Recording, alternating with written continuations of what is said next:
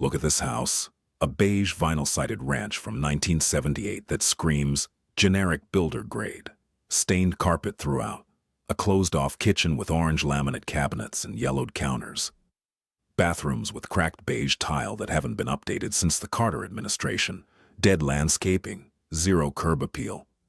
This foreclosure in Stockton's Lincoln Village West had been destroyed by tenants and sat empty for months. The bank couldn't give it away. Now look at this. Fresh, two-tone exterior paint. Charcoal gray body with crisp, white trim. Inside, continuous luxury vinyl plank flooring in light oak flowing through every room. A massive kitchen island with waterfall quartz edges. White shaker cabinets with gray lowers creating modern contrast. Subway tile backsplash. Stainless appliances. A statement pendant lighting. A master bathroom that feels like a resort spa with a huge walk-in shower and floating double vanity. Everything clean, modern, Instagram ready. Same house, same 1850 square feet. 5 months apart. This is the story of how we bought a destroyed foreclosure at auction for $300,000 to $35,000, a price so low it seemed like a typo, and transformed it into a $610,000 modern showcase. We made over $110,000 in profit in 5 months. And we did it in Stockton, California, possibly the most hated and misunderstood city in the entire state. Stockton has the worst reputation of any Central Valley city. National news has labeled it the bankruptcy capital, the foreclosure capital, one of America's most dangerous cities. The perception is that Stockton is economically depressed, crime-ridden, and hopeless. And honestly, large parts of Stockton do struggle with poverty, crime, and abandoned properties. But Lincoln Village West, the family neighborhood in South Stockton where we bought, is completely different. Quiet, tree-lined streets, parks with playgrounds where kids actually play. Decent schools, working families who've lived there for decades. It's the Stockton that residents know, but outsiders never see. Safe, boring, stable. The perfect place to raise a family on a budget. We invested $88,000 in a complete modern makeover. Not historic restoration. This house had zero architectural character to preserve. It was a blank canvas begging for personality, so we gave it contemporary clean lines, a modern farmhouse-inspired kitchen, spa bathrooms, and continuous luxury vinyl plank floors that made the whole house feel twice as expensive as it was. 5 months later, we listed at $599,000 and sold for $610,000 with 4 competing offers. Every buyer was a young family, some relocating from the Bay Area for affordability while working remotely, others commuting to Sacramento 45 minutes north. They all said the same thing. We can't get anything like this in our budget anywhere else in California. We created $275,000 in gross equity, made $110,000 in net profit. That's a 24% return on total investment in 5 months. And if you annualize it, we're looking at nearly 60% annual ROI. This proves that Stockton, when you target the right neighborhoods and execute quality modernization, delivers explosive returns that rival or exceed any coastal market. For the next 70 minutes, I'm breaking down everything. How we won a foreclosure auction with zero competition, the disaster we walked into, the $88,000 budget focused entirely on modern appeal, every phase of the transformation, how we staged it to sell the California dream on a Stockton budget, and the final numbers that prove you should never dismiss a market just because it has a bad reputation. Let's get into it. Let me be blunt. Stockton gets zero respect. When people think California real estate, they think San Francisco, Los Angeles, San Diego, Orange County, the coastal markets with sky-high prices and bidding wars. The Central Valley is an afterthought, and within the Central Valley, Stockton is at the bottom of the list. Stockton's reputation is brutal. In 2012, the city declared municipal bankruptcy, the largest city in American history to do so at that time. During the housing crash of 2008 to 2010, Stockton had the highest foreclosure rate in the entire nation. Crime rates have been high for decades. Gang violence, Property crime. Parts of downtown and North Stockton are legitimately rough. The city struggles with poverty, homelessness, and a tax base that can't keep up with infrastructure needs. National media loves to dump on Stockton. Every worst cities in America list includes it. Forbes, CNN Money, various crime statistics sites, they all paint Stockton as a place to avoid. And for many neighborhoods, that perception isn't entirely wrong. But here's what those lists miss. Stockton is a city of 310,000 people, spread across 65 square miles. It's not monolithic. There are absolutely areas you should avoid as an investor, but there are also solid middle-class neighborhoods where families have lived for generations, where crime is low, where schools are decent, where property values have been steadily appreciating. Lincoln Village West is one of those neighborhoods. Located in South Stockton, Lincoln Village West was developed primarily in the 1970s and 80s. It's a sprawling suburban neighborhood of single-family homes, mostly ranches and split levels on decent-sized lots. The streets are wide with mature trees. There are several parks with playgrounds, basketball courts, and grassy areas. The schools, Brookside Elementary, Lincoln High School, aren't top-rated, but they're functional and safe. It's classic American suburbia. Garage doors, front lawns, basketball hoops, and driveways. The demographic is working-class families, healthcare workers from the hospitals, teachers and administrators from the school district, government employees from the county offices, warehouse and logistics workers. Stockton has massive distribution centers for Amazon, Target, and other companies because of its location. These aren't wealthy people, but they're stable, employed, and rooted in the community. The location advantages are real. Stockton sits at a transportation crossroads. Highway 99 runs north-south through the city, connecting Sacramento to Fresno. Interstate 5 is just west, connecting to the Bay Area.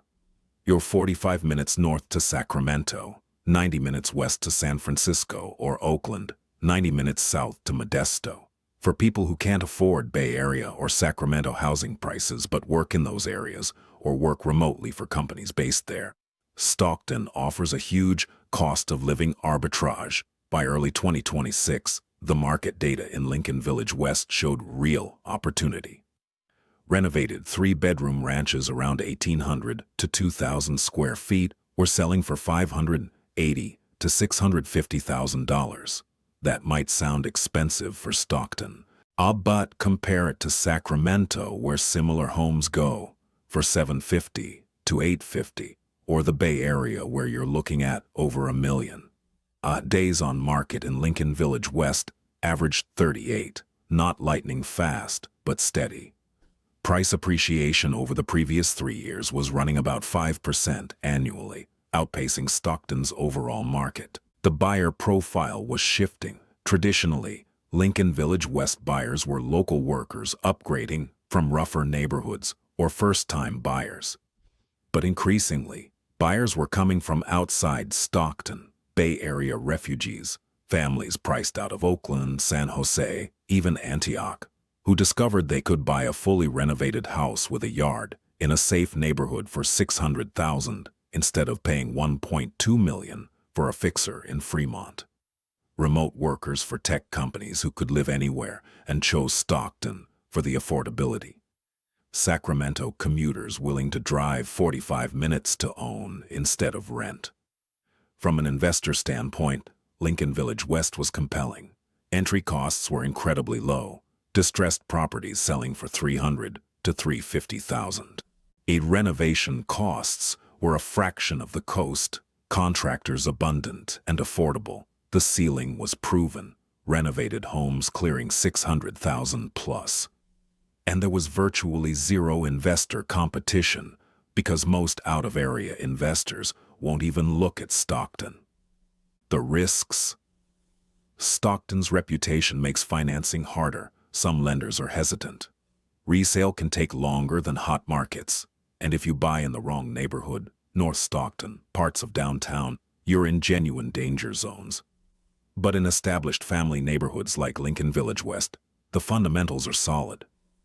That's the context. That's the market. Now I have a question for you, and I want you to be completely honest. Pause the video for a second and drop a comment. One word. What's your immediate perception when you hear Stockton, California? Don't overthink it, just gut reaction. Is it dangerous? Cheap? Avoid? Opportunity? Foreclosures. One word. I'm not judging. I genuinely want to see how strong the bias is against this city. Before we go further, drop your word in the comments. I'll wait. That perception, whatever you just commented, is exactly why we found opportunity here. Most investors won't even look because the reputation scares them. That creates inefficiency. That creates deals. Now let me tell you how we found ours. We found this house through a foreclosure auction, our first auction purchase in this series, and a completely different acquisition strategy than the owner-financed deals or MLS listings we've done before. Foreclosure auctions happen when a bank forecloses on a property and takes ownership through the legal process, then sells it at public auction to recoup the loan balance. These auctions are high risk, high reward. You're often buying sight unseen or with very limited inspection. You pay all cash immediately. There's no financing contingency, no inspection period, no backing out. If you win the bid, you own it, problems and all, but the reward is purchasing dramatically below market value because most retail buyers can't compete. You need cash ready to go. You need to close in days, and you need the stomach for uncertainty. We'd been monitoring foreclosure listings in the Central Valley for months, using online auction platforms and county records. This particular ranch in Lincoln Village West popped up in late summer 2025.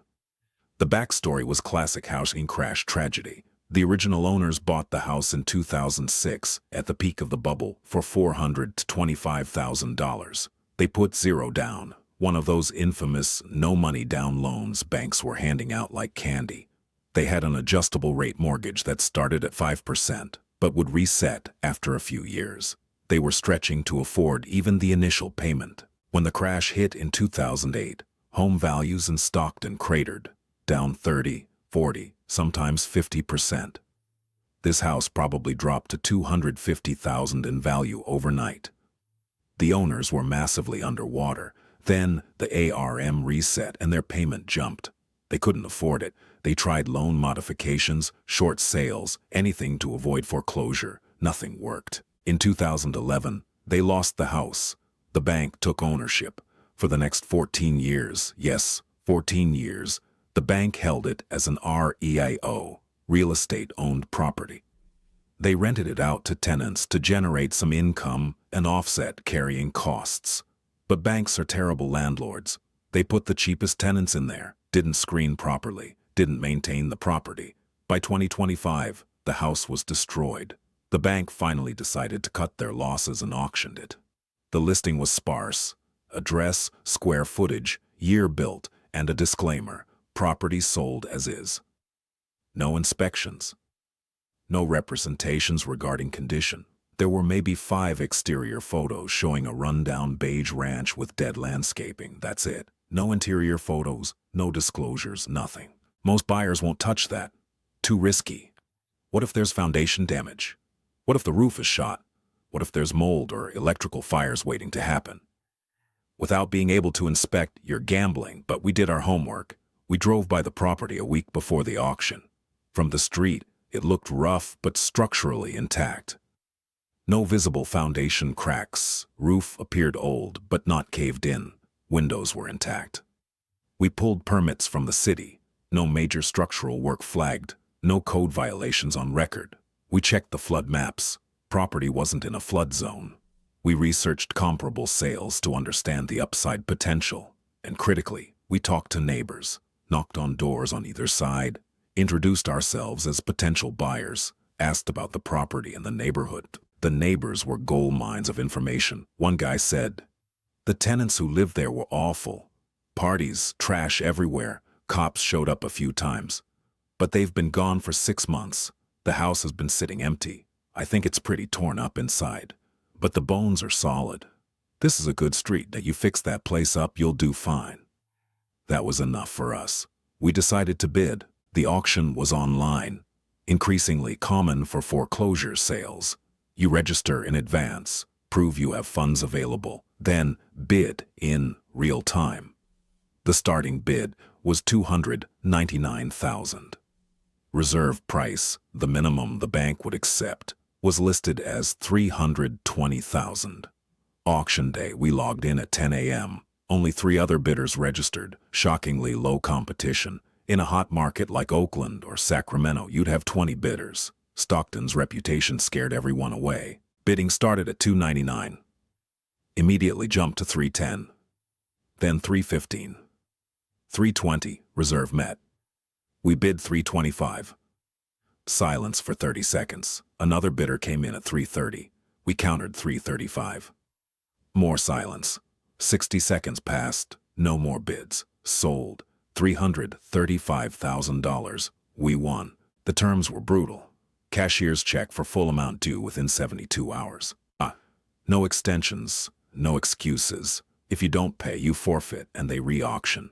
So we wired $335,000 on day 2. On day 3, we got the keys and the deed. We owned a house we'd never been inside. The nerves were real. What if we just bought a disaster we couldn't fix? Time to find out. We drove over the morning we got the keys, contractor in tow, ready for anything. From the outside in daylight, the house looked tired but salvageable. Classic 1978 ranch architecture. 1-story, low-pitched roof, attached 2-car garage. The style was pure builder-grade suburbia with 0 architectural personality. Beige vinyl siding, some panels cracked or faded. Composition shingle roof that was probably 25 years old, curling at the edges.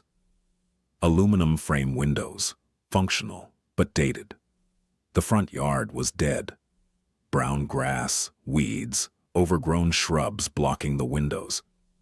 No trees, no landscaping design, just neglect. We unlocked the front door and stepped into the entry. The smell hit immediately, stale air, mildew, and something vaguely unpleasant. The lights didn't work. We used flashlights until we found the breaker and flipped it on. The entry had beige carpet, heavily stained. Dark spots that could be anything from spilled drinks to pet accidents. The walls were scuffed and had multiple holes, fist-sized, like someone had punched through the drywall in anger or furniture had been moved carelessly. To the left was the living room, maybe 15 by 18 feet.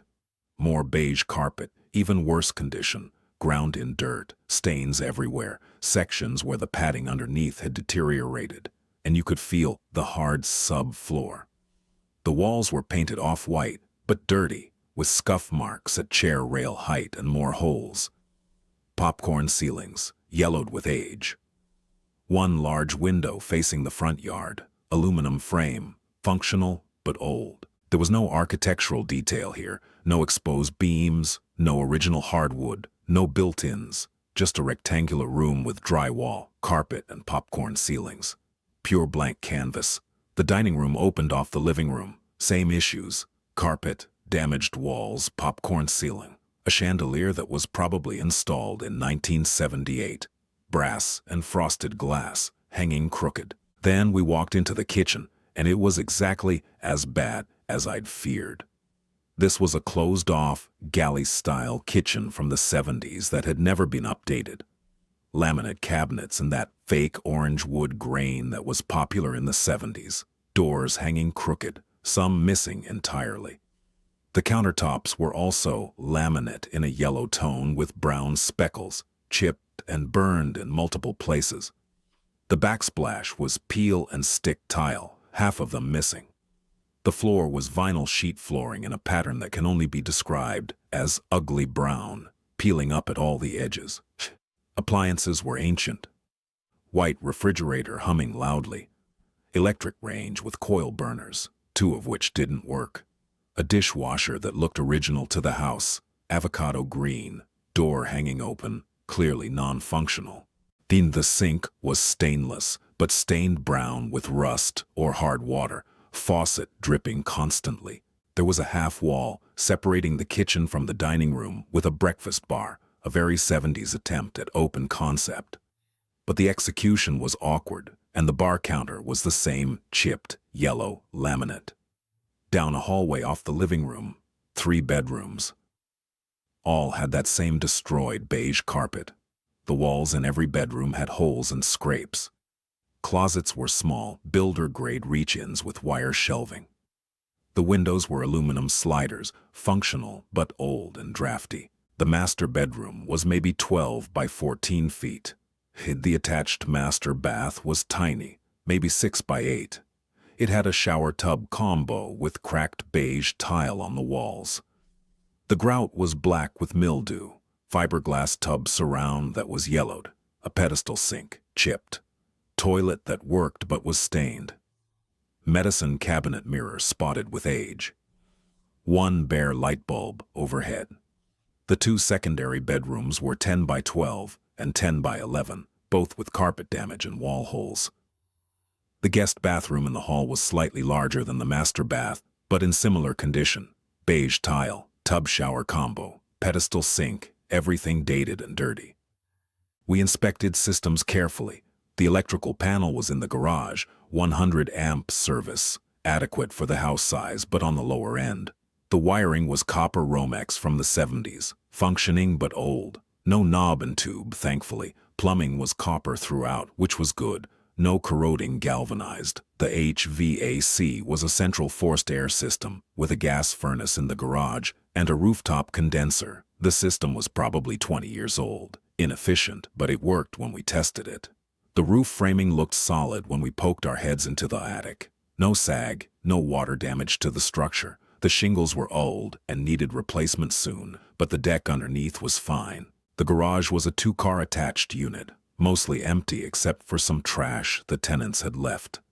Concrete floor, drywall walls, functional garage door opener. The backyard was about 40 feet deep, flat, with a chain-link fence separating it from neighbors. Dead grass, no landscaping, no patio, just an empty dirt yard with potential. After 2 hours of inspection, our contractor gave his assessment. The damage is all cosmetic. Tenants trashed it, but they didn't destroy the structure. Foundation is solid, roof framing is good, systems work. This is mostly a beautification job. New flooring, paint, fix the walls, gut and rebuild the kitchen and bathrooms. 85 to 90 grand gets you there. We ran comps standing in that destroyed living room. Renovated ranches in Lincoln Village west of similar size were selling for $580 to $650. Ours was 1,850 square feet, mid-range. If we executed a quality modern renovation, we could realistically target $590 to $620 for sale price. Purchase price $335. Renovation budget $90,000. Holding costs for 5 months, maybe 18 grand. Staging and selling costs, another 12 grand. Total investment, around $475,000. Sell at 600,000, we'd net around 125 grand. Sell at 620, we'd net close to 145. The math worked. The house was savable, and critically, this was a blank canvas with zero historical architecture to preserve. We could modernize it completely to appeal to the broadest buyer base, young families who wanted clean, contemporary, move-in ready. Here's where I want your input on design strategy. We're standing in a 1978 builder-grade ranch with zero architectural character. It's a completely blank canvas. We can go any direction we want. So if you were flipping this house, which design style would you choose? Option A, modern farmhouse. White shaker cabinets, shiplap accent walls, barn doors, subway tile, the full Joanna Gaines treatment. It's trendy and Instagram-worthy. Option B, contemporary clean. Minimalist, straight lines, monochrome palette, handleless cabinets, large format tile, timeless and sophisticated. Option C, transitional safe. A blend of traditional and modern that appeals to the widest audience. Nothing too bold, nothing too boring. Comment A, B, or C below and defend your choice. Which style do you think sells fastest to young families in a Stockton price point? Think about your buyer. Are they scrolling Pinterest for inspiration, or are they just looking for something that feels nice and new? I'm genuinely curious where you all stand on design for generic suburban flips. Drop your vote and reasoning. Let's see what the consensus is. Budget time, $88,000 total. Every dollar allocated to create maximum modern appeal at the lowest possible cost. Here's the exact breakdown. Kitchen renovation, $32,000. This was our biggest single expense and the most important selling feature. Kitchens sell suburban family homes, period. Demo was $3,000. Rip out all those orange cabinets, yellow counters, vinyl floor, appliances, and the awkward half wall. Open it up completely to the dining room for true open concept flow. Cabinets were $13,000. Semi-custom shaker style in a two-tone scheme, white uppers and gray lowers. Very on trend for 2026. We did a massive island in the center, 8 feet long, seating for 4, becoming the visual and functional centerpiece of the house. Hardware was matte black cup pulls and knobs. Countertops were $8,000. Quartz in white with subtle gray veining, honed finish. And here's the statement detail. Waterfall edges on the island where the countertop cascades down both sides to the floor. It's a modern luxury detail that costs maybe $500 extra, but adds thousands in perceived value. Backsplash was white subway tile in a classic brick pattern, $2,000. Timeless, clean, works with everything. Appliances were a stainless steel package, $4,000. Gas range, French door refrigerator, dishwasher, microwave, mid-range brands like Whirlpool and Frigidaire, not luxury, but quality and reliable. Lighting was $2,000. 3 statement pendant lights over the island with clear glass globes and matte black frames. Under cabinet, LED strips for task lighting. Recessed LED cans in the ceiling for ambient light. City's lighting transforms a kitchen. Master bathroom, $18,000. This bathroom had to feel like an escape, a private spa. The old 6x8 space was too small, so we actually bumped into the adjacent bedroom closet to create a larger footprint, 10x8. Lost a little closet space, gained a lot of bathroom impact. Demo and framing was $4,000. Gut everything, reframe the expanded space, rough and plumbing. Tile was $5,000. Large format porcelain in light gray on the walls and floors, 12 by 24-inch planks, laid in a running bond pattern. Modern, clean, minimal grout lines. Shower was $4,000. Walk-in design, no tub. Buyers in this demographic want showers. Diddy, frameless clear glass panel, rainfall shower head, handheld wand, built-in niche for products. The shower was 5 feet wide, huge for a suburban bathroom. Vanity was $3,000. Floating double vanity in gray wood look finish with white quartz top and 2 rectangular undermount sinks. The floating design makes the bathroom feel bigger. Fixtures and accessories, $2,000.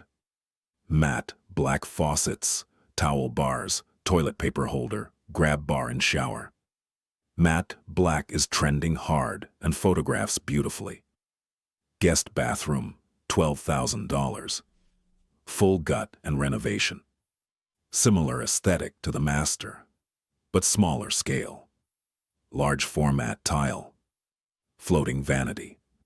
Tub shower combo because this bathroom is used by kids.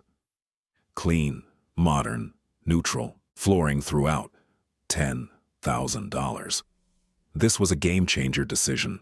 We installed luxury vinyl plank, LVP, in a light oak finish, continuously through the entire main living area. Entry, living room, dining room, kitchen, hallways. Continuous flooring makes spaces feel larger and more expensive. LVP is waterproof, durable for families with kids and pets, easy to maintain, and looks like real hardwood.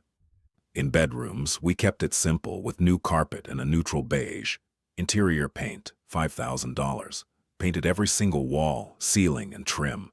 The color scheme was warm gray on the walls. Not cold builder gray, but a warm grayish that feels inviting. All trim and ceilings in bright white. Accent wall in the living room in a darker charcoal gray. Matty black painted interior doors. The palette was modern and neutral, and appealing to the broadest buyer base. Exterior paint, $3,000. The vinyl siding was cleaned and painted in a two-tone scheme, thicker, charcoal gray for the body, crisp white for the trim and garage door. Front door painted matte black. Suddenly the house had modern curb appeal, instead of looking like every other beige ranch on the street. Landscaping, $6,000. Front yard got a professional xeriscape treatment. Removed the dead grass, installed decomposed granite paths, planted drought-tolerant ornamental grasses and small shrubs, added path lighting. Low maintenance, water-wise, looks intentional. Backyard was more basic, cleared the weeds, laid new sod, repaired the fence, planted a couple of small trees for shade. Nothing fancy, just clean and usable. Lighting upgrade throughout, $2,000. Replaced every single light fixture in the house with modern options. Recessed LED cans in all main areas. Modern flush mount fixtures in bedrooms. Exterior coach lights flanking the front door. Miscellaneous, $5,000. Permits, dumpster rental, wall repairs, new interior doors. Small fixes. Contingency, total, $88,000. Not the cheapest renovation in this series, but every dollar went toward creating a product that looked and felt like new construction at $600,000 plus. Now I want to test your prediction skills. We just laid out all the numbers. Purchase price $335,000. Renovation $88,000. That's $423,000 before holding costs, which we'll add in later. Based on what you've seen, the market, the neighborhood, the renovation scope, how much do you think we sold this house for? Pause and drop your prediction in the comments. Are we talking 550, 580, 600, 620, higher? And more importantly, what do you think our profit was? Take your best shot. I want to see who gets closest to the actual numbers before I reveal them at the end. Don't cheat and skip ahead. Make your prediction right now based on logic. Let's see who's got the sharpest instincts here. Renovation kicked off immediately. We closed the auction in early September 2025. Target list date, early February 2026. 5 months to transform a foreclosure disaster into a modern showcase. Here's how it went down. Month 1 was planning, permitting, and material ordering. Stockton's building department is reasonably efficient. Permits for kitchen, bathrooms, and electrical work were approved in 2 weeks, not as fast as Bakersfield, but way faster than Bay Area cities. We ordered cabinets immediately, 4-week lead time for semi-custom. Quartz countertops would be templated after cabinets were installed. Appliances, tile, fixtures, all ordered and staged for delivery. Week 3, demo started. Crew came in and just tore into it. All the carpet ripped up and hauled. 4 full dumpsters just from flooring. Kitchen gutted completely. Cabinets smashed, counters out. Vinyl floor removed. That awkward half-wall demolished. Bathrooms gutted to studs. Damaged drywall in bedrooms and living areas cut out and replaced. Within a week, the house was a shell. Week 4, framing and systems. We reframed the master bathroom expansion, bumping into the adjacent closet. Electricians started roughing in new circuits for the kitchen and bathrooms. Plumber roughed in new supply and drain lines. HVAC guy came through and tuned up the existing system. It was old but functional, so we didn't replace it, just serviced it and confirmed it would pass inspection. Weeks 5 through 8, the transformation accelerated. Drywall went up in all the repaired areas and the new bathroom framing. Taped, mudded, textured, sanded smooth. Then, the LVP flooring went down continuously through the main areas. This took a week because it's a floating floor that clicks together, and you want it perfect. But when it was done, standing in that living room, seeing continuous light oak plank flowing from entry to kitchen, it completely changed the feel of the house. Suddenly it looked expensive. Kitchen cabinets arrived week 7 and were installed over 3 days. The island went in first, massive 8-foot centerpiece. Then the perimeter cabinets, white uppers and gray lowers. It looked fantastic even before counters and appliances. Week 8, the quartz counters were templated, fabricated, and installed with those waterfall edges. The island became a sculpture. Bathrooms got their tile during this phase. Large format gray porcelain going up on walls and floors, minimal grout lines, modern and clean. The walk-in shower in the master with frameless glass started to take shape. You could see it was going to be a showstopper. Week 9 through 11, finishes came together. Subway tile backsplash went up in the kitchen. Appliances delivered and installed. Pendant lights hung over the island. Bathroom vanities installed. Floating pieces that made the spaces feel airy. Matte black fixtures throughout. Interior paint crews spent a week rolling walls and ceilings, cutting in trim, painting doors matte black. The warm gray walls with white trim made everything feel modern and cohesive. Exterior paint happened simultaneously.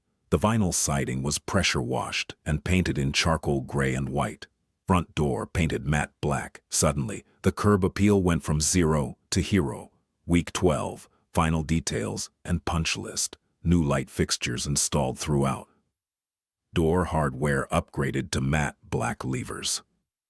Touch-up paint everywhere. Deep cleaning. Industrial crew scrubbed every surface. Then the challenge hit. Week 13, we were supposed to start landscaping. 3 straight days of heavy rain hit Stockton. Unusual for California, but it happens. Our landscaping crew couldn't work in mud. We lost 4 days waiting for the ground to dry. Not a disaster, but it compressed our timeline. We made it up by working weekends and extending hours. Week 14, landscaping crew transformed the front yard. Removed dead grass, installed decomposed granite, planted grasses and shrubs, set path lights. Backyard got new sod, fence repairs, trees planted. Week 15, staging arrived and transformed the house into a home. Week 16, professional photography. Golden hour shots of the exterior, showing modern two-tone paint and fresh landscaping. Interior shots highlighting that continuous LVP flooring, the kitchen island with waterfall edges, the master bathroom spa shower. Every photo was designed to stop a buyer scrolling Zillow in their tracks. Early February 2026, 5 months after buying at auction, we were ready to list. Time to prove that Stockton could deliver returns that rival any market in California. Before I show you the final transformation, let me tell you about the mistake that almost killed our profit margin. Week 10, right when the kitchen was coming together and we were selecting final finishes, I got an idea. I'd been watching HGTV and seeing all these outdoor living spaces, built-in BBQs and pergolas, fire pits. I thought, what if we built a covered patio in the backyard with a fire pit? Make it an outdoor living room. That would really make us stand out. I asked our contractor for a quote. He came back with $15,000. Concrete pad extension, wooden pergola structure, gas fire pit, built-in seating. It would look amazing. My partner shut it down immediately. We're not spending 15 grand on a backyard in Stockton. Our buyer is a young family, stretching their budget to afford 600,000. They care about the kitchen, the bathrooms, and the interior finishes. A fancy backyard feature is not why they're buying. That's ego, not strategy. I pushed back, but it would photograph so well, we'd get way more Zillow saves. It would set us apart from other listings. He said, you know what sets us apart? A $600,000 house that looks like an $800,000 house on the inside. That waterfall island, that master shower, those are our differentiators. The backyard just needs to be clean and usable, not architectural digest. He was right. I killed the idea. We spent $2,000 on basic landscaping instead, and when we sold, not one buyer mentioned the backyard as a selling point. They all raved about the kitchen and the master bath. Lesson: don't add features just because they'd be cool. Add features that your specific buyer demographic values and will pay for. Ego kills profit. Now let me show you what we built. The transformation was complete. Same house we'd bought at auction, now unrecognizable. Exterior before, beige vinyl siding faded and dirty, old composition roof, dead brown yard, zero curb appeal. It looked like a house you'd drive past without a second glance. Exterior after, charcoal gray body with crisp white trim, Fresh roof, matte black front door, professional xeriscape landscaping with ornamental grasses and path lighting. It looked modern, intentional, and expensive. You'd stop the car and want to see inside. Interior before, stained beige carpet throughout, holes in walls, closed-off orange kitchen with yellow counters, tiny beige tile bathrooms, popcorn ceilings, zero charm. It was a foreclosure disaster that smelled like failure. Interior after, continuous light oak, luxury vinyl plank flooring flowing through every space, walls in warm gray with white trim, matte black doors, open concept kitchen with massive waterfall island, and white and gray two-tone cabinets, subway tile backsplash, stainless appliances, master bathroom with huge walk-in shower, and floating double vanity in gray, guest bath equally modern and clean. Every room felt new, fresh, contemporary. It looked like a model home you'd tour in a new development selling for $800,000. The kitchen was the star. That island with waterfall quartz edges, the two-tone cabinets, the pendant lights. It was Instagram ready. Buyers would walk in and immediately pull out their phones to take pictures. The master bathroom was a close second. That walk-in shower with frameless glass, rainfall head, and gray tile looked like a boutique hotel.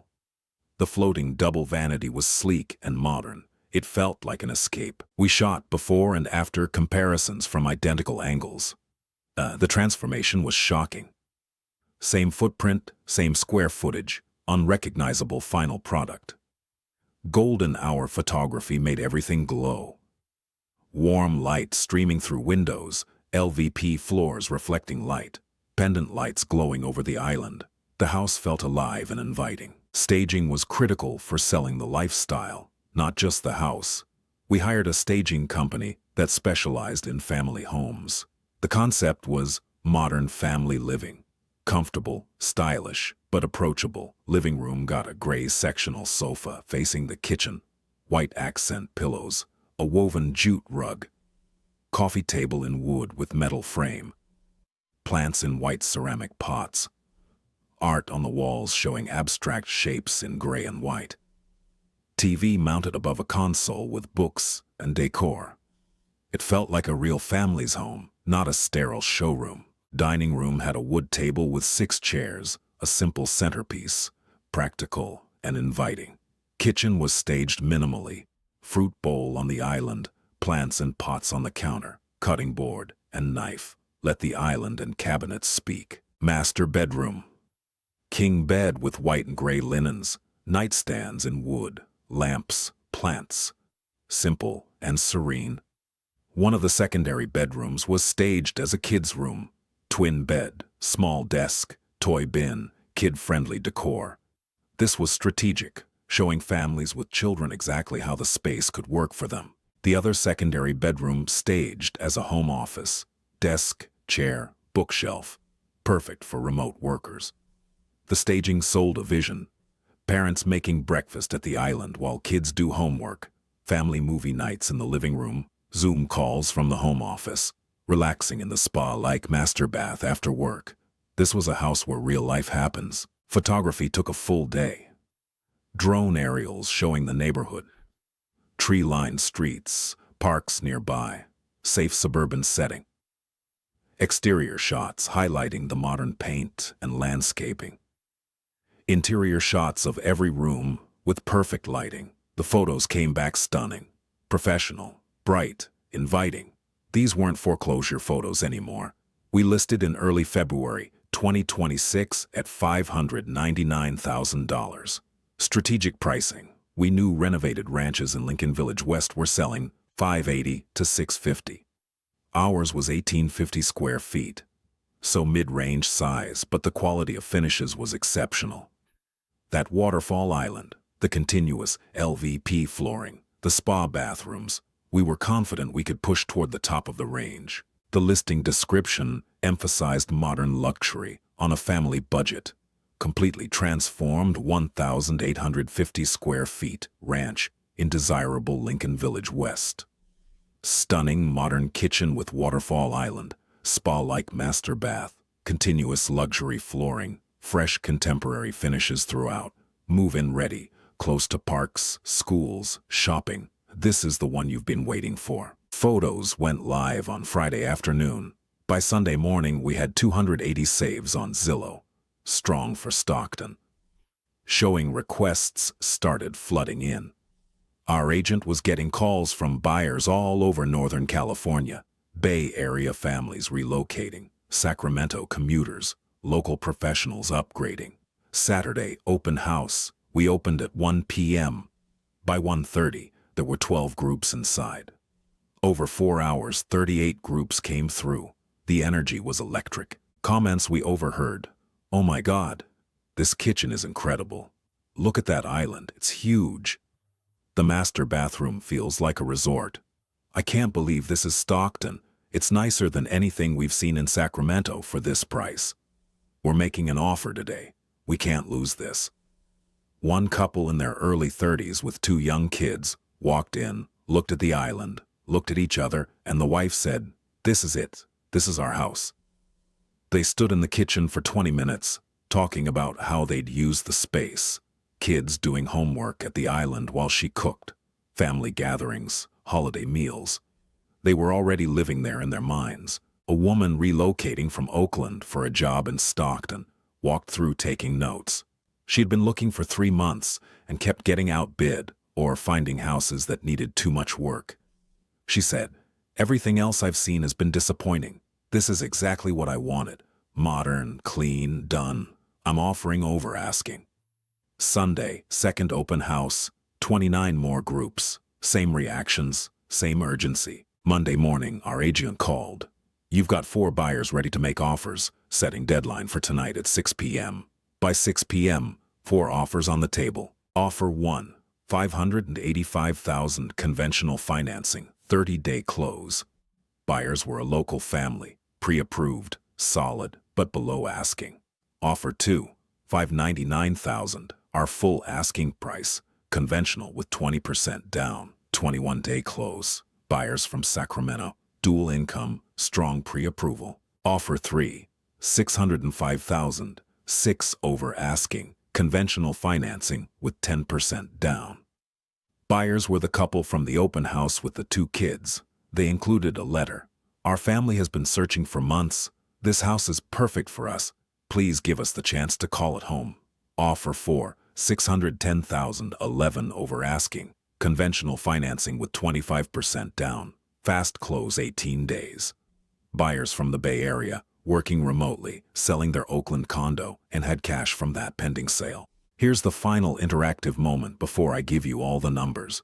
We've now covered 7 different California markets in this series: Sacramento, Oakland, San Diego, Fresno, Bakersfield, Riverside, and now Stockton.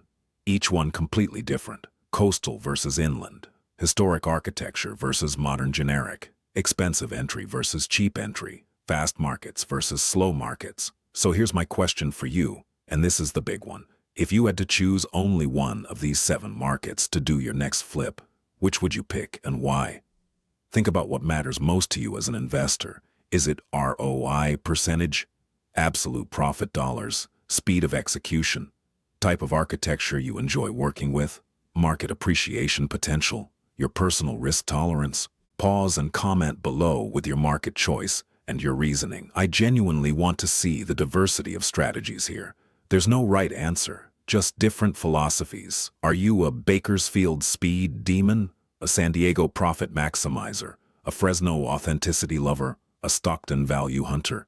Tell me where you'd put your money and why. Drop your answer now before we reveal the final Stockton numbers. All right, let's see what we decided. We reviewed all 4 offers carefully. Offer 4 was the strongest on paper, highest price at $610, strong 25% down payment, buyers with cash from a pending sale, fast close. The only risk was their conventional financing and the appraisal. We accepted offer 4, $610,000, $11,000 over asking, subject to appraisal and inspection, 18-day close. The transaction moved smoothly. Their inspector came through and was actually impressed. He commented that the renovation was done properly, with quality materials and solid workmanship. His report had minor items.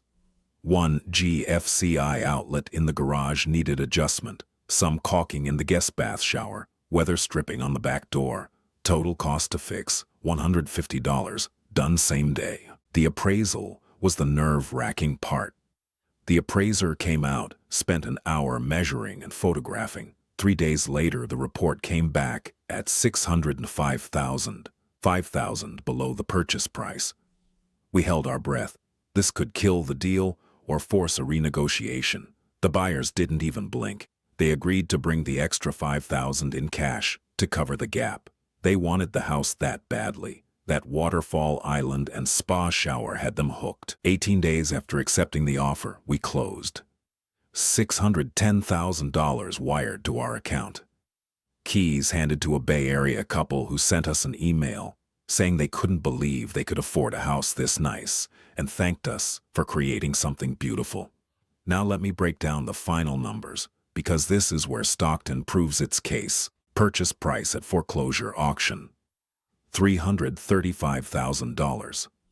The steal that most investors were too scared to bid on. Renovation costs, $88,000. Every dollar focused on modern appeal and family functionality. Holding costs, over 5 months, $18,000. Property taxes, insurance, utilities, and interest on our credit line. 5 months is reasonable for a full transformation. Staging for 6 weeks, $3,000.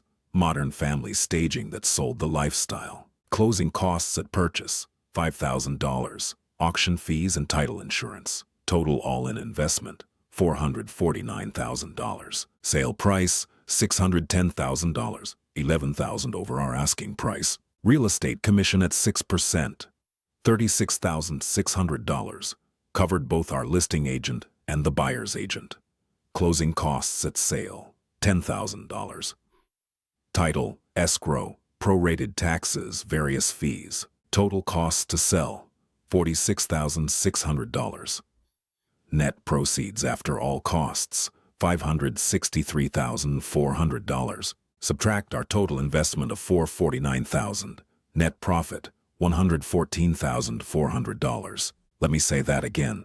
$114,400 in profit in 5 months. That's $22,880 per month. Now let's calculate ROI properly. Our total investment was $449,000. Our profit was $114,400. That's a 25.5% return on total investment in 5 months. If we annualize that, project it over a full year, that's approximately 61% annual ROI. But here's another way to look at it. We created $275,000 in gross equity, bought at $335, sold at $610. That's the value we added through strategic foreclosure acquisition and quality modernization. Now let's compare Stockton to every other flip in this series. Sacramento, 6 months, 35% ROI, moderate profit. Oakland, 7 months, 35% ROI, moderate profit. San Diego, 7 months, 62% ROI, $227,000 profit, highest absolute. Fresno, 5 months, 90% ROI, $132,000 profit. Bakersfield, 3 months, 82% ROI, $112,000 profit, fastest. Riverside, 6 months, 30% ROI, $160,000 profit. Stockton, 5 months, 61% ROI annualized, $114,000 profit. Stockton didn't have the highest ROI, that was Fresno. It didn't have the highest profit, that was San Diego. It wasn't the fastest, that was Bakersfield. But look at the overall package. Strong profit over $114,000, excellent ROI, over 60% annualized, reasonable 5-month timeline, and the lowest entry cost of any flip in the series at $335,000. That low entry cost is critical. It means less capital at risk, easier to finance, and the ability to do multiple deals simultaneously. You could run 2 Stockton flips for the price of 1 San Diego flip. The Inland Empire delivered again. Stockton, the most hated city in California, just made us 114 grand in 5 months and proved that reputation doesn't determine returns. Execution does. 5 biggest lessons from this Stockton flip. Lesson 1. Foreclosure auctions offer the deepest discounts if you can handle the risk. We bought at 335 when the market value even for a distressed property was 400 plus. That $90,000 spread on entry was the foundation of our profit. Learn how foreclosure auctions work in your market. Build cash reserves. Do your homework. Win properties at massive discounts. Lesson 2. Never dismiss a market based on reputation alone. Stockton has the worst reputation in California. Bankruptcy, crime, foreclosures. But Lincoln Village West is safe, stable, and appreciating. Most investors won't even look because the city name scares them. Their fear is your opportunity. Do your own research. Visit neighborhoods. Talk to locals. Make decisions based on data, not headlines. Lesson 3. Blank canvas properties allow maximum creative freedom and broad appeal. This house had zero historic character. That meant we could design for the broadest buyer base without constraints. Modern farmhouse kitchen, contemporary bathrooms, continuous flooring. We created a product that appeals to 90% of buyers. When you're not preserving architecture, you can optimize for market demand. Lesson 4. The right finishes elevate perceived value far beyond actual cost. That waterfall island edge cost maybe $500 extra, but made buyers think luxury. Continuous LVP flooring instead of carpet room by room made the house feel twice as expensive. Matey black fixtures throughout created a cohesive modern aesthetic. Small details, big impact. Lesson 5. Your buyer determines your design, not trends or ego. We almost wasted 15 grand on an outdoor patio feature that our buyer demographic, young families stretching their budget, wouldn't pay for.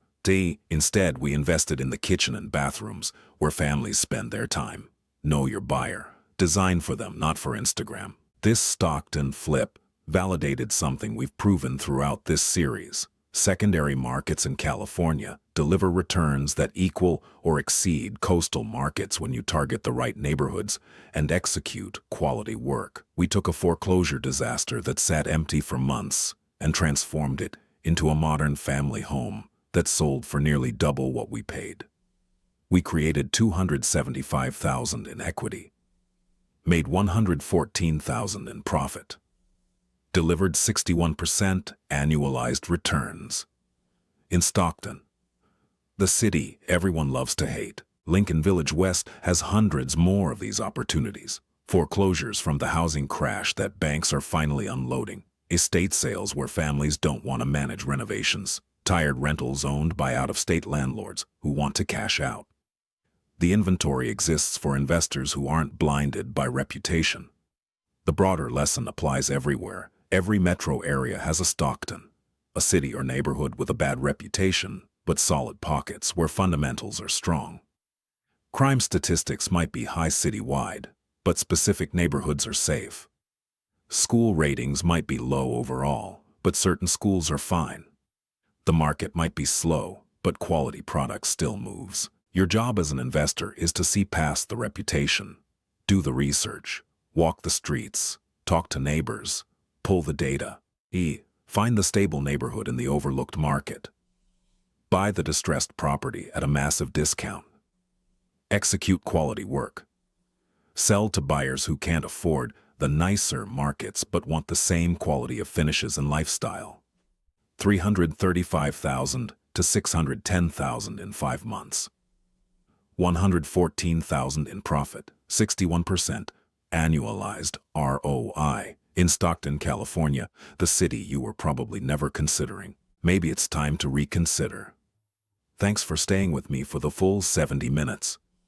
If this series has changed how you think about where to invest in California or wherever you're flipping, hit subscribe, drop a comment with your biggest takeaway from the entire series, or tell me which market surprised you most.